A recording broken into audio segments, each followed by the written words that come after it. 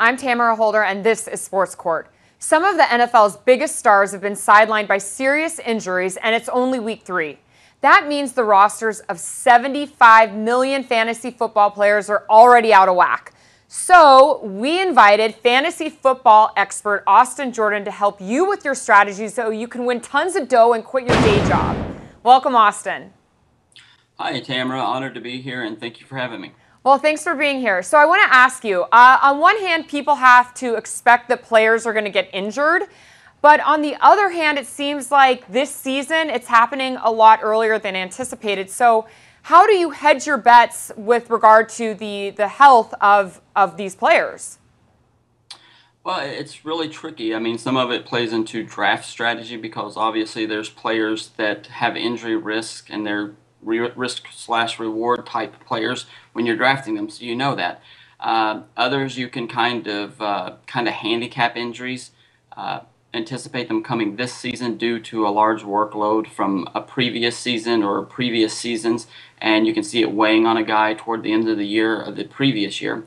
And then sometimes it's just bad luck. So it plays into your draft strategy a little bit, but not always.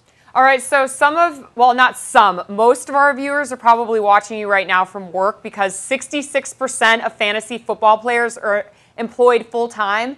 And apparently this is costing employers $16 billion in productivity, according to a report from Challenger Gray. So do injuries to the players cause employees to spend more time on their roster at work? Or if it's happened so quickly, like we're seeing this season, do we see fantasy football players just drop off and say, you know what, enough is enough and I got to get back to my work? I think with it only being week 3, starting tonight actually, I think it's going to cost employers more time away from work by the employees because they're going to be scouring the waiver wires looking for that guy to pick up or trying to make trades. So they're going to be much less productive at work right now. All right, so maybe we can just speed this up so people can get back to work. I want your advice on 3 injured players because that's the subject for this segment.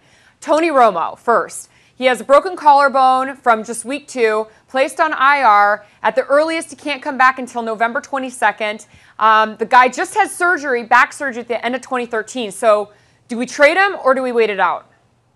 To answer your question, for any of the guys that are injured, it's always going to depend on your specific team. Okay, but answer with regard to Romo. Okay, well, to Romo in particular, if it's a head-to-head league, then you're probably going to want to trade him, depending on what you can get back in return. So it's all about value. Okay, so Drew Brees, this one is a little more tricky. I hope we get an answer from you on this one because he was also injured in week 2. Apparently, it's his shoulder. He's had shoulder surgery before, I believe 10 years ago or so.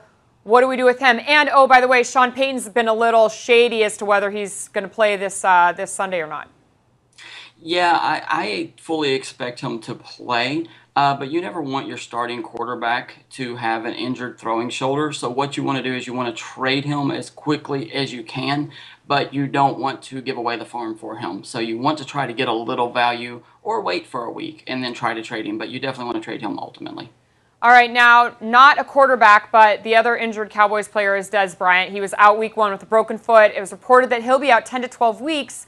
But then, this is really bizarre. Dez tweeted that was just a rumor and that he'll be back after this bone graft surgery, which sounds pretty serious. So, waiver wire or keep him?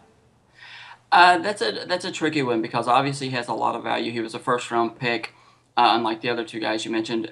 But it really, when I first saw the injury, I thought he'd be out for the year. So to me, you never want to lose a first-round draft pick. But to me, you've got to try to trade him. Why people are still under the false pretenses he may come back, especially given his tweet. But I think you've got to let him go, but just don't drop him to the waiver wire. Try to get something in return. Awesome. Well, I appreciate your advice today. I'm going to go look at my roster moves and make some decisions. I really appreciate your time today. Thank you all for watching. Sports Court is adjourned.